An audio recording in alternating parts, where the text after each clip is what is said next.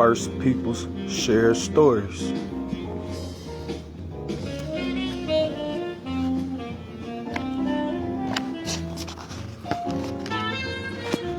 Forward by Paula Morris.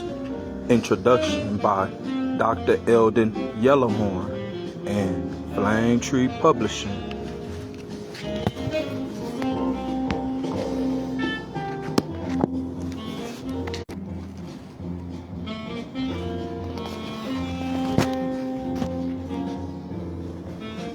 We're here on page 61, Sunset on Mars, by Gina Cole of Fiji.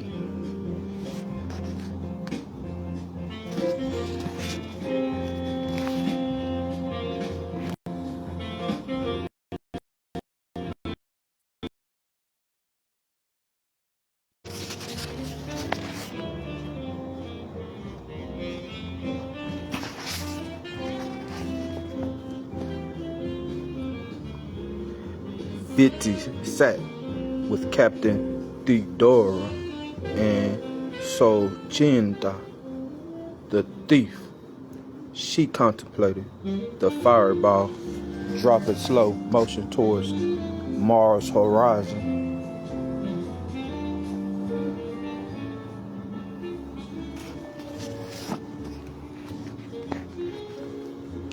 A light blue glow washed over her colleagues, gulping faces, open-mouthed like indigo children watching distant fireworks explode in the sky.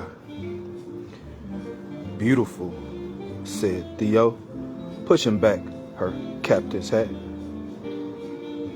Reconstituted chicken and wild rice lay cold and congelated on Vitti's abandoned plate. Replicator food sickened her. She craved her Bubba's Dalo and Palusami. In the seat next to Vitti was Sachinatnas, rotund cheeks plumped out in profile.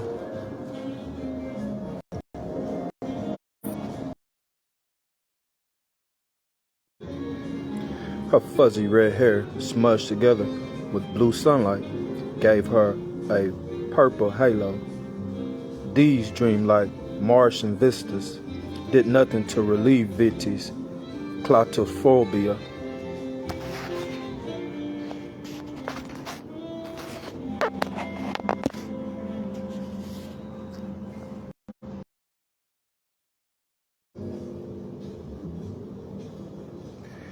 She detested her trapped existence inside the oppressive life pod.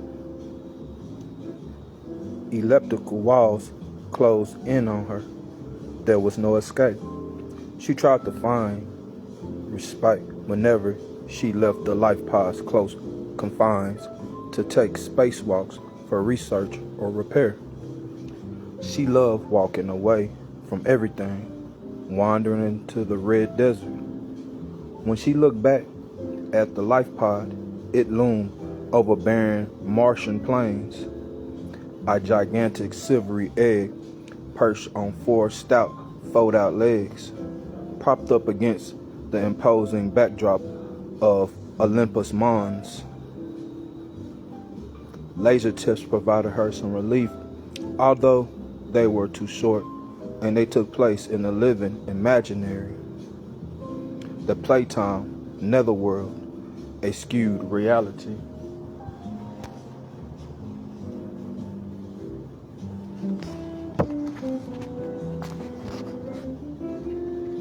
Vitti leaned over, tossed her plate into the recycling conduit, curled her full lips.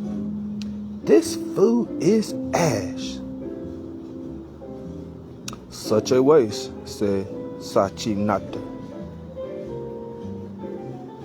The smirk on Sachinata's face bothered Vitti. She turned her head to gaze at the sapphire sunset.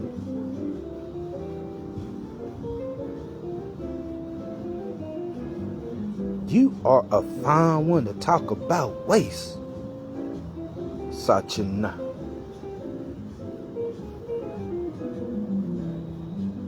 heard the mumble comment, jumped from her chair, kicked it across the room. Her unruly black hair bounced around her face with a sudden movement.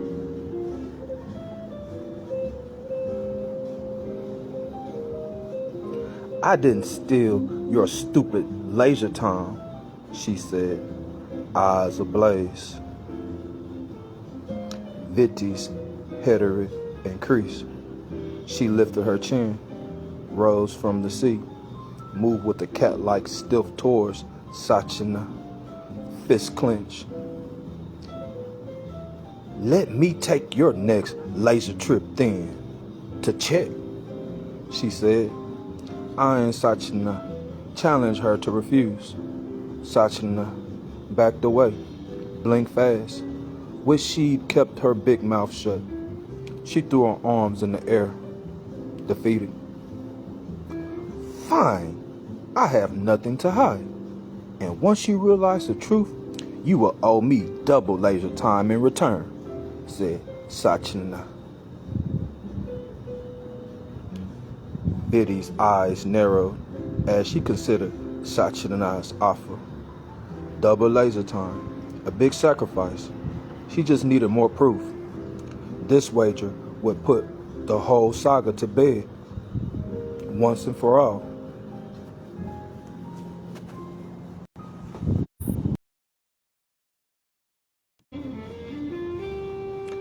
"Okay, double it is," said Vitti. She remembered when physicists first discovered the membranes. Her grandmother had foreseen big trouble.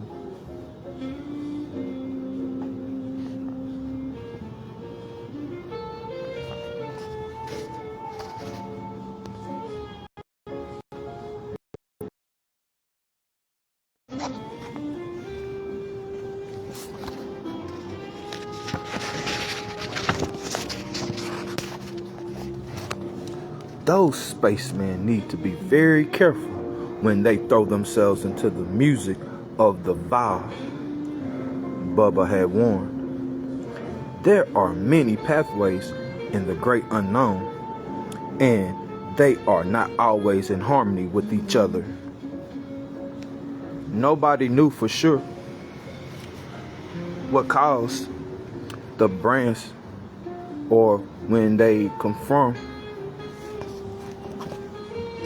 huge time and space vortices whirling in the cosmos, passageways in between different existences.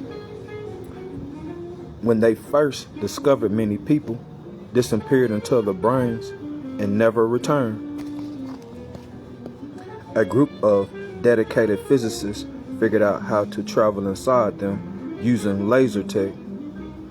The brains still presented a deep, unknowable mystery, but they provided amusement for the bored survivors living on the moon and on Mars, with no other place to go. Vitti heeded Bubba's warning and didn't use the laser trips until after her death.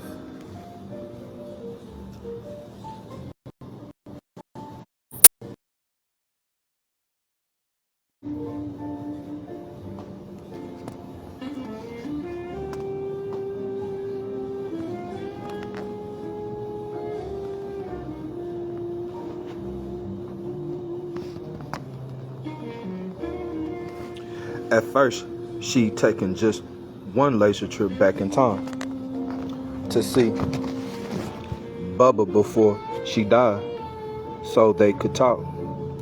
Vitti didn't think Bubba would have disagreed with such a visit.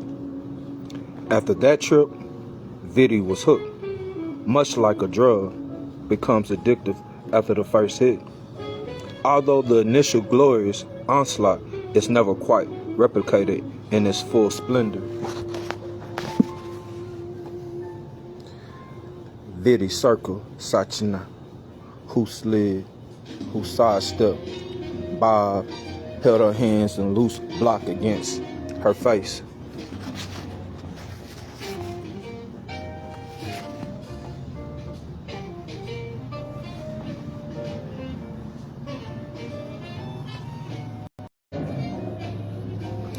You'll be sorry, said Sachna.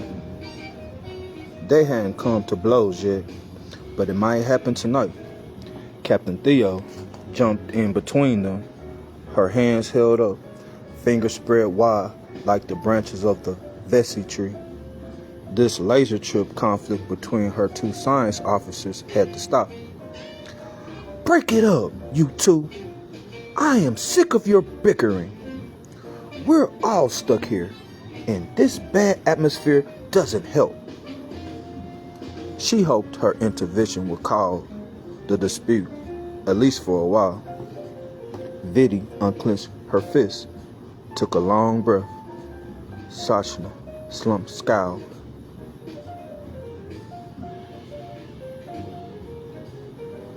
You are witness to our agreement, Captain, said Sachna. Yes. Vitti will owe you double the time on the laser trip, if you are right, said Captain Theo. She sighed, scraped her hands through her wavy dark hair. All right, I will program it for you, said Sachna. She backed away into the dim blue light at the edge of the room. Great, said Vitti, her resolve exhausted. She gazed out once more through the oval porthole, searched the shifting red sands sweeping across the Martian plains to gather in huge dunes at the foothills. There was always mystery hiding in Martian sands.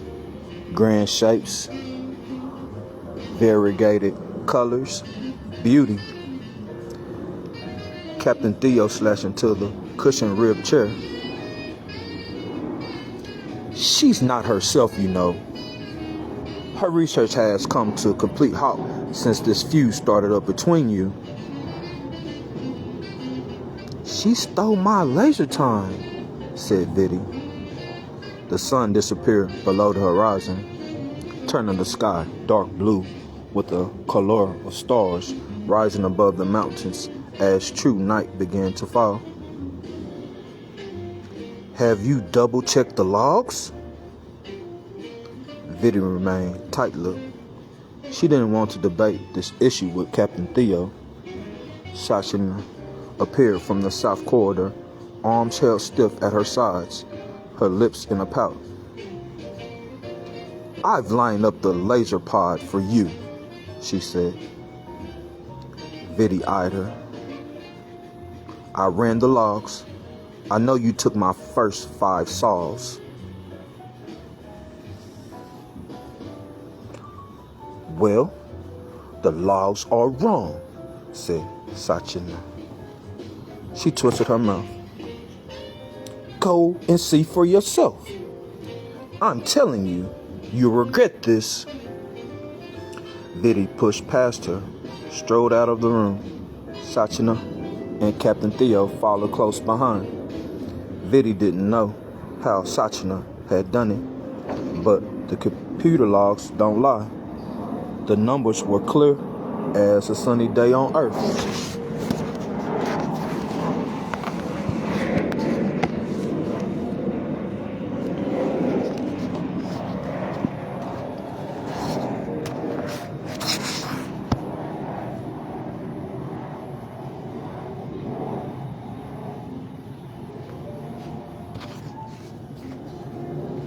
Their dispute arose after Vitti's last laser trip, when she stayed overnight on Lunar Base and caught the laser port to shadow Earth the following morning.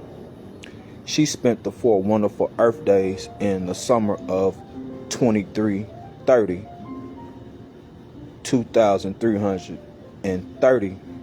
at Tiwahi Beach with her wife, Shell, and their dog, a frisky Jack Russell named Hockey, who ran after the wind. They took long walks to the curve in the beach where Matupao Island rose from the sea, and a lighthouse ruin lay on the headland in a rocky heap. They swam in the ocean, ate fish and chips, cooked on hot coals, and talked into the night. On their final evening, the sky filled with glittering stars. They built a bonfire on the sand, huddled together under a blanket to watch meteors fall into the horizon to the west of Te Regina Warua.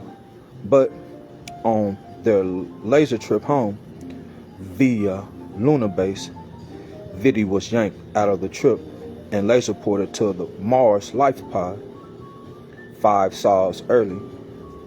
She tried to laser port back to Shell and Haki, but the remaining 5 sols of her trip had disappeared from her pod logs.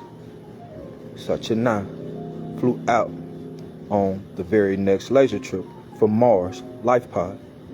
Somehow, she had tagged on 5 extra sols to her trip.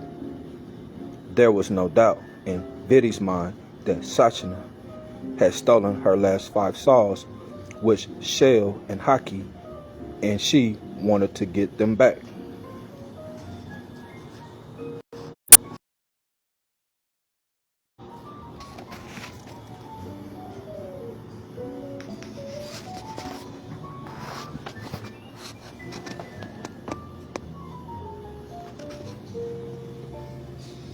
One single pod, laser porter, lay like a fat gray slug in the transport bay.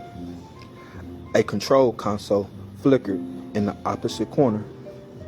Vitti stepped into the laser porter and lowered herself into the oval seat.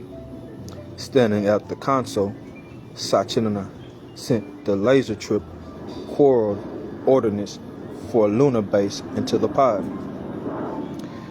Captain Theo stood with arms folded.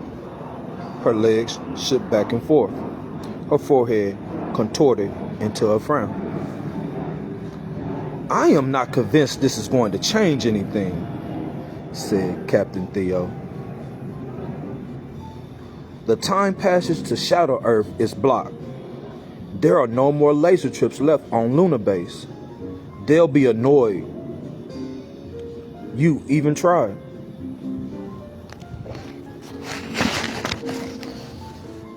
The more Captain Theo thought about it, the more nervous she became. There was a disharmony in this laser trip, a sense of something off balance with the Va, the great space. She had no stomach for the fight between Vitti and Sachina. But she wished there were another way to resolve the impasse. "I have a right to my 5 sols. They can't stop me," said Vitti. "You won't find what you are looking for," said Sachina. "I'm going to see Shell and Haki." "You talk in riddles," said Vitti.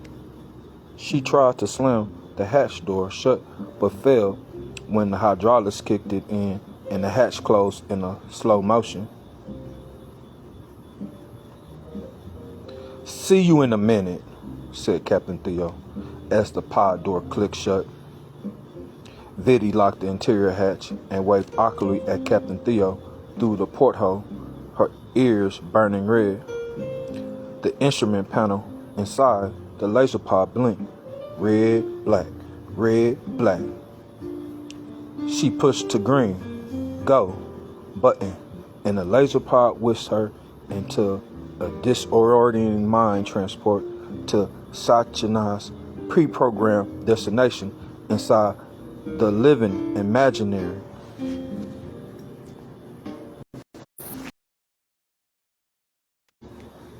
Sachina monitored Vitti's life signs from the console, transferred her holographic image to the viewer above the instrument panel. "She's holding steady, Captain."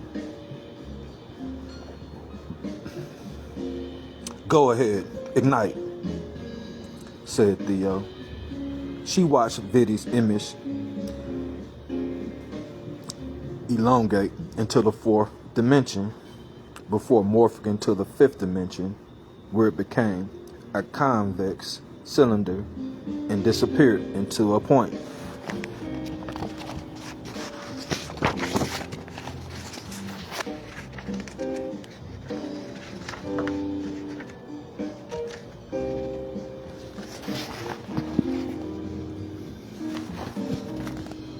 Viddy stubbled from the laser pod, fell onto a smooth floor, edged into a smoky haze.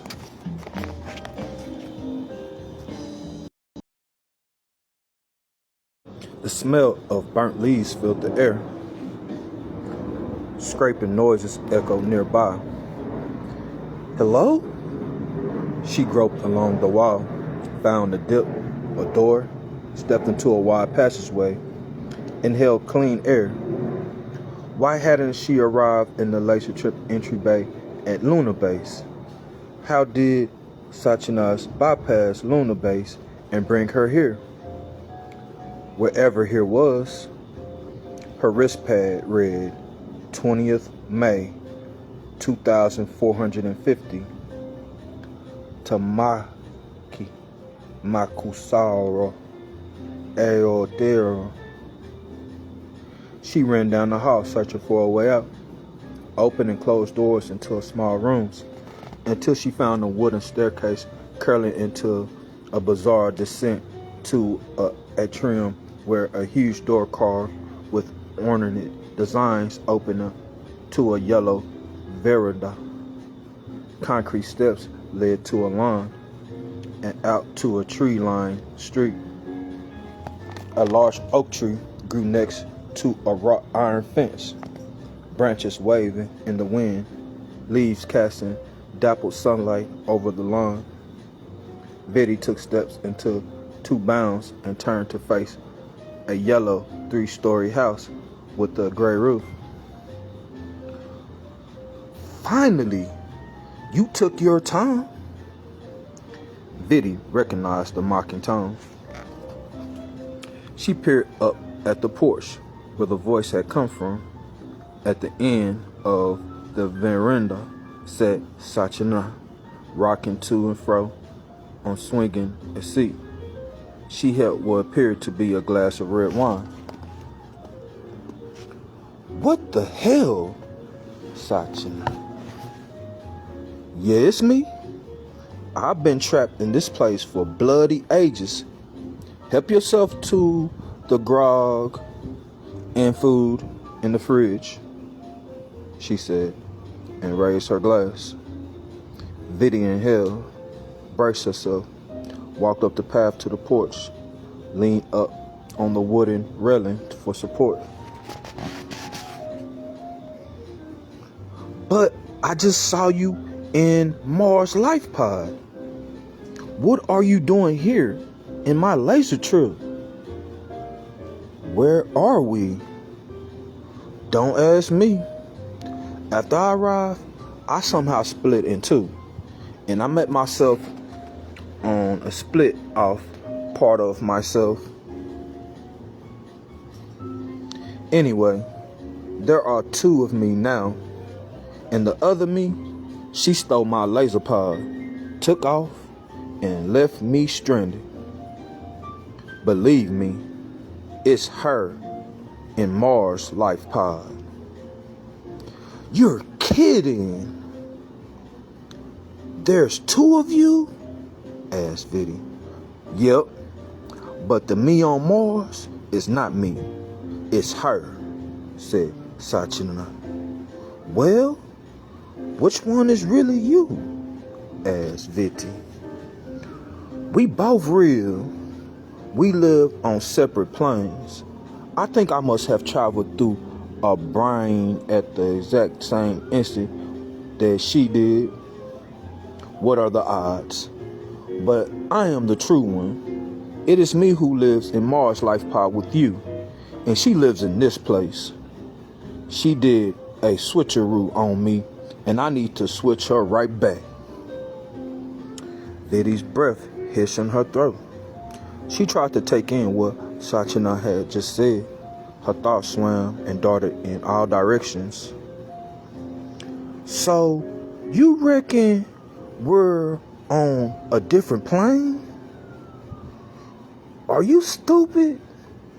That's what laser trips is. Travel to different planes. Viddy threw her hands in the air. I know that, you idiot. But we've only ever laser tripped to Shadow Earth. Where in the universe is this place? I don't know, said Sachina, her eyes widening as the wind picked up. I supposed to be on Shadow Earth, not here, said Viti. She now regretted taking this laser trip and wanted more than anything to go home to Mars, Life Pod. She laughed to herself. So, Mars Life Pod had become home now. How ironic. Is this Earth? You're nuts. How long is it till we can make a safe trip back to Earth? Asked Sachina. Viti crossed her arms. 196 Earth years, give or take a few months, but we can laser trip to Shadow Earth. You know that. Ha! Well, forget about Earth. She's a goner. And you can't live on Shadow Earth. And Lunar Base is full up. Mars Life Pod is our home now, said Sachina. Viti's face brightened. Wait a minute. Why did this laser trip land here? Why aren't we on Lunar Base? Not sure. Something to do with the black hole upstairs, said Sachina. The smoked up room. Sachina nodded. Yup, that room has already taken the cat and the family I had, she had in this place. You met other people? Where are they? The hole sucked them all in, said Sachina. Viti didn't trust her. Something had gone terribly wrong here, and it was all Sachina's doing. Why are you still here?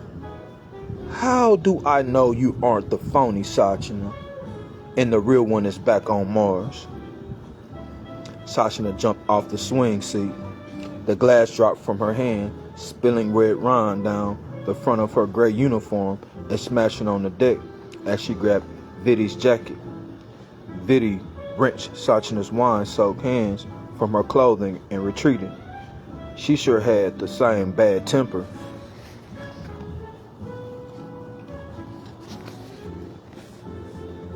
I am the real Sachina. You got to believe me. Her lower lip quivered as she spoke. She swiped tears off her cheeks, tried to hide her face. Okay, tell me what we fight about on Mars Life Pod, said Viti. Sachina laughed through her tears. Oh, too easy. Everything. Okay, we fight about the 5 saws you reckon I stole from your laser trip in 2,330. Well, I suppose I did steal them, but for a good reason. Viti slapped her thighs, shook her head. So you admit it. Sachina curled her arms over her head, tried to hide her face again as words rushed from her mouth. I figured out how to reverse program my laser pod to give me 5 saws from your account on Mars. Tears welled in Viti's eyes. You laser lifted me from my holiday with my wife. I'm sorry. I need to get your attention. I knew you'd be pissed off, and I hope you come to investigate. And look, here you are. It worked. They lapsed into silence, glared at each other. The oak tree rustled in the wind.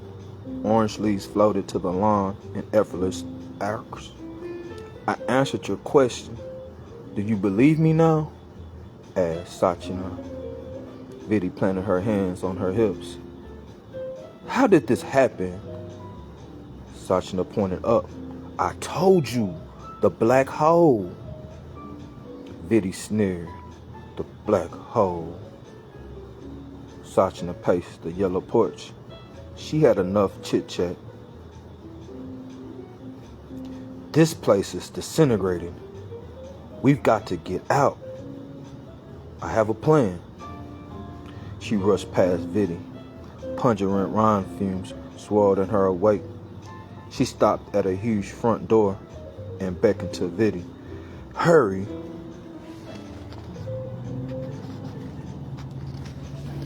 Viddy checked her wrist pad, reading. The coordinates were still correct. She followed Sachina's shaky form into the house. As they made their way up the staircase to the smoke-filled room, the house creaked and swayed like a space barge. The doorknob crackled.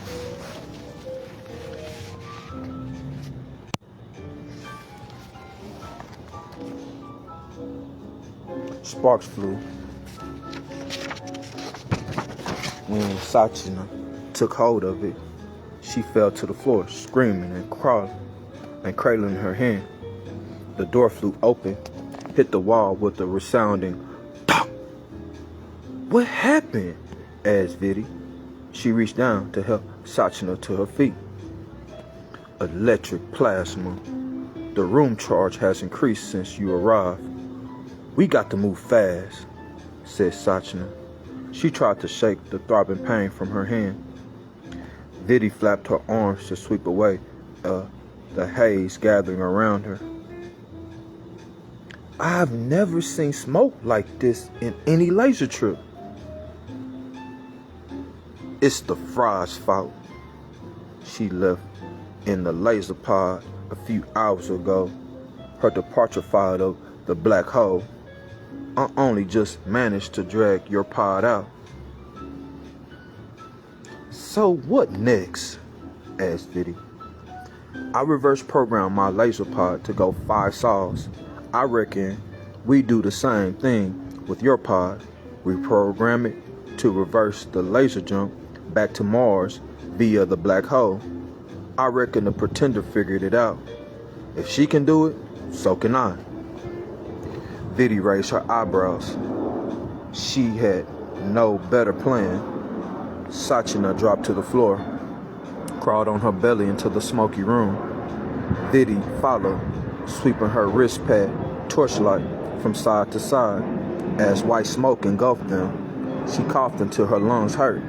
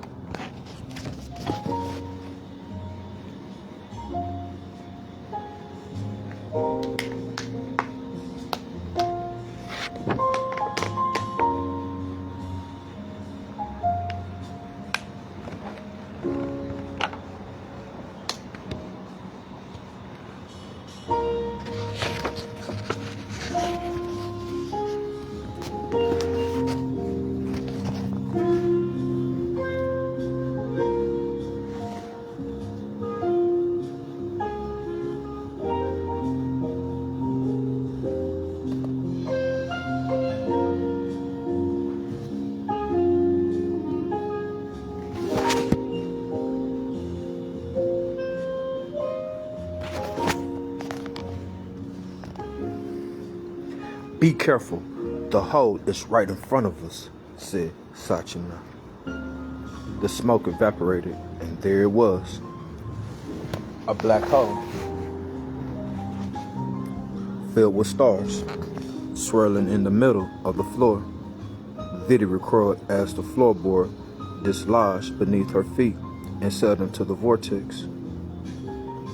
This is our way out. Help me get your laser pod, said Sachina.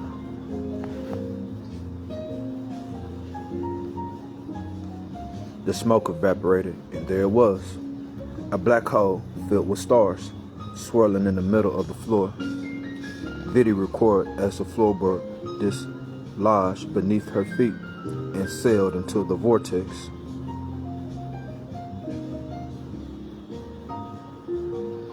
This is our way out.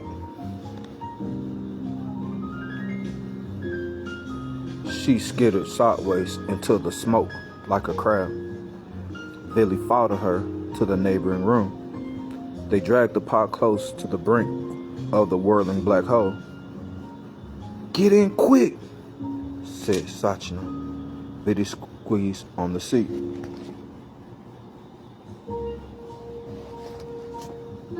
Sachina lay to one side, balanced on the rim. Billy pulled the hatch shut. "So what now?" "We enter the coordinates for Mars, life pod, into the instrument panel, and hope for the best." Sachina typed a sequence into the console. They waited, helpless.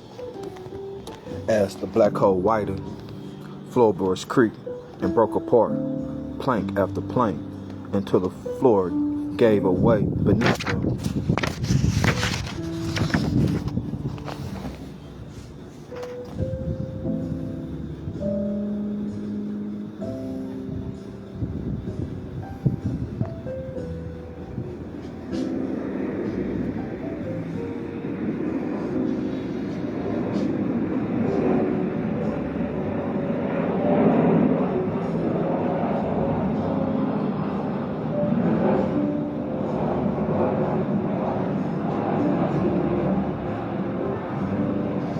And the laser pod whirled into the vortex. "We're moving," said Viddy. "I feel sick," said Sachina. "'Cause you see out the window." "Can you see what's out the window?" Sachina lifted her head, peeked through the porthole. "It's all black. Wait, I see white lines. Curved white lines." Sachina's words slurred together. She passed out. Her skull lolled on the headrest. Her tongue drooped from her mouth like a sleeping dog. The pod span faster and faster. Viddy watched the stars elongate into the curled lines Sachina had observed. They were now steering discs to control the pod into the vortex. Viddy stared into Va, her mind blank. Pods were built for laser trips into the living imaginary, not for the controlled flight. Trapped in a tiny vessel with no pilot control as it hurtled around the vortex, Viddy struggled with claustrophobia. She had never remained conscious during the last laser trip, even though a usual transport lasted only a minute. At the 5-minute mark, as the pod rotated, she fought nausea, gritted her teeth, tried to stay alert. At the 6-minute mark, she passed out. When she came to, smoke eddied outside the laser pod porthole. Sachina moaned and flapped her arms. "Wake up! We've stopped," said Viddy. She held her elbows up to protect herself from Sachina's flailing. Let me out of here," said Sachina. Viddy showed her away.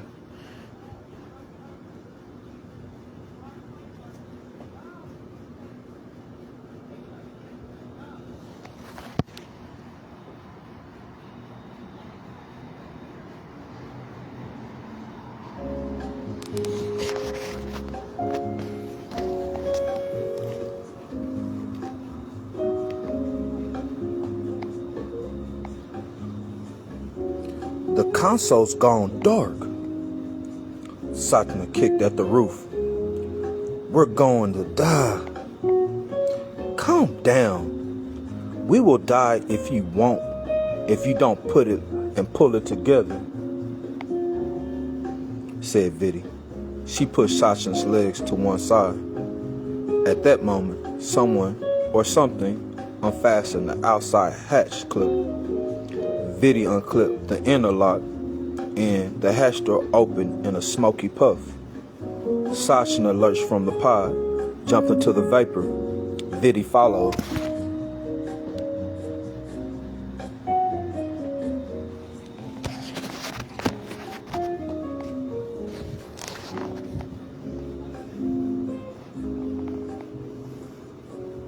Stepped down from the laser pod.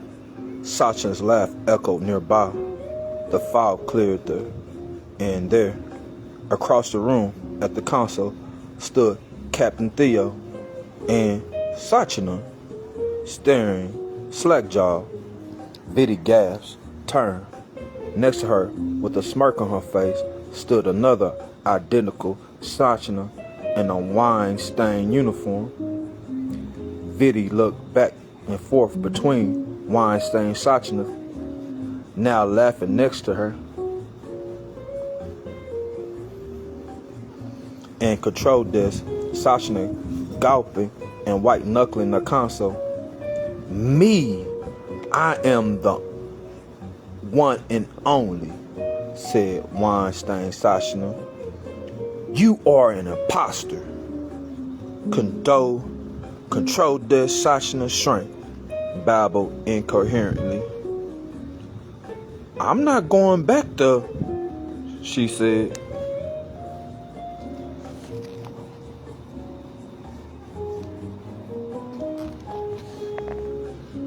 Five saws later, Viddy gazed out of the huge western porthole. Glorious, she said, her eyes fixated on the dim cobalt sky. She abandoned a plate of cold porridge, flopped into a canvas chair. Sachna One, the original, as she liked to call herself, moved the metal seat next to Viddy, and Captain Theo faced the blue Mars sundown. She gazed in the metal chair, dipped her fingers into the bag filled with dehydrated carrot chips. This had become the crew ritual every evening, to watch the radiant blue twilight play out its iridescent drama.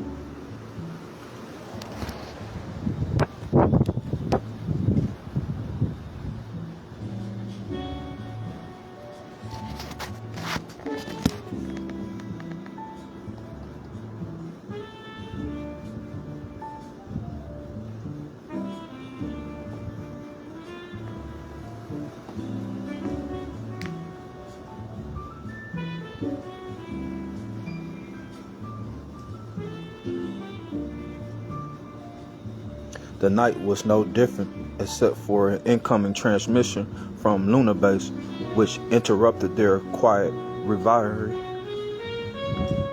Come in, Mars Life Pod. This is Lunar Base. Over. Viddy dragged herself away from the dramatic azure nightfall to answer the Lunar Base transmission. Clipped open the receiver. Mars Life Pod. Over. The comfy hissed and crackled into their peaceful atmosphere. Just checking on you. How's the new arrival? Mars. Sachna One laughed and threw her head back, almost fell off her chair. She's settling in. We've decided not to put her into stasis. There's enough room for us in the life pod.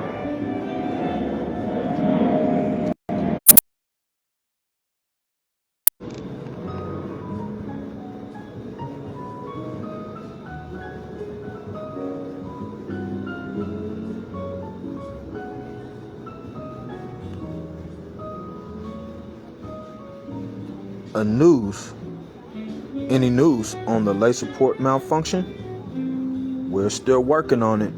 All laser trips remain suspended until further notice. Your guests will have to stay with you for a foreseeable future. Mars. Copy that, Lunar Base. Mars out, said Viddy. The comfy ended. A metallic echo rang in the silence as Sachna, too, the visitor from the black hole, walked into the mist holding a packet of dehydrated apple slices. Her face flickered orange at the edges as she slumped into the chair next to Sachina 1. Vitti often saw her profile smudge, disintegrate like a faulty holograph. It only happened at sundown.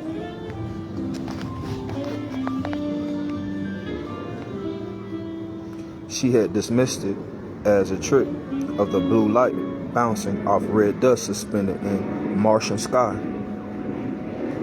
Wow, said Sachina 2. She gawked like a child at the blue glow spreading along the Martian horizon. Both Sachinas looked to Vitti, their faces serious. Sorry, I can't give you back your 5 sols, they said in unison. They turned to each other, open mouthed. This kept happening, where they uttered the same words at the same time, and neither of them liked it. Vitti laughed. Guess I don't owe you double laser time. Sachina 2 struggled to open the food packet in her hands. Look at you, you idiot, said Sachina 1. She pointed with her chin at Sachina 2, ripped the bag from her hands. Give it to me. Sachina 2 snarled at her. What a beautiful blue infinity, said Captain Theo. Captain Theo's large, bluish feet rested on a metal box. Her strange, hairy arms stretched along the back of the sofa.